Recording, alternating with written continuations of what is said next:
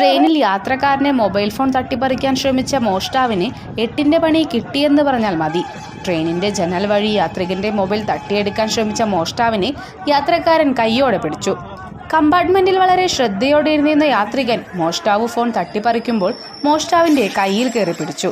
ശേഷം പിടിവിടാത്ത പക്ഷം മോഷ്ടാവിന് ട്രെയിനിന്റെ ഒപ്പം കിലോമീറ്ററോളം ജനാലയിൽ തൂങ്ങി വരേണ്ടി വന്നു.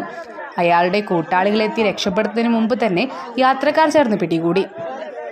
യാത്രക്കാരിൽ ആരോ പകർത്തിയതിന്റെ വീഡിയോയാണ് സമൂഹ മാധ്യമങ്ങളിൽ ഇപ്പോൾ വൈറലായത്. 2022 സമാനമായ സംഭവം നടന്നിരുന്നു.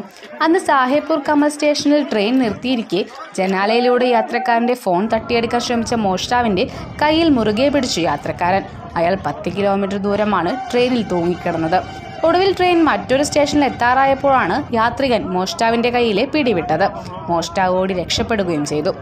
So moral of the story എന്തെന്ന് വെച്ചാൽ, എല്ലാവരും ട്രെയിനിലായാലും ബസ്സിലായാലും എവിടെയായാലും യാത്ര ചെയ്യുമ്പോൾ കുറച്ചുകൂടി ശ്രദ്ധ കൊടുക്കുന്നത് നല്ലതായിരിക്കും. നിങ്ങൾക്കും നിങ്ങളുടെ സാധനങ്ങൾക്കും അതാണ് നല്ലത്. ഇത്തരത്തിലുള്ള എക്സ്പീരിയൻസ് നിങ്ങൾക്കും ഉണ്ടായിട്ടുണ്ടെങ്കിൽ അത് കമൻറ്റ് ചെയ്യാൻ മറക്കല്ലേ. വീഡിയോ ഇഷ്ടപ്പെട്ടാൽ ലൈക്ക് ചെയ്യണേ.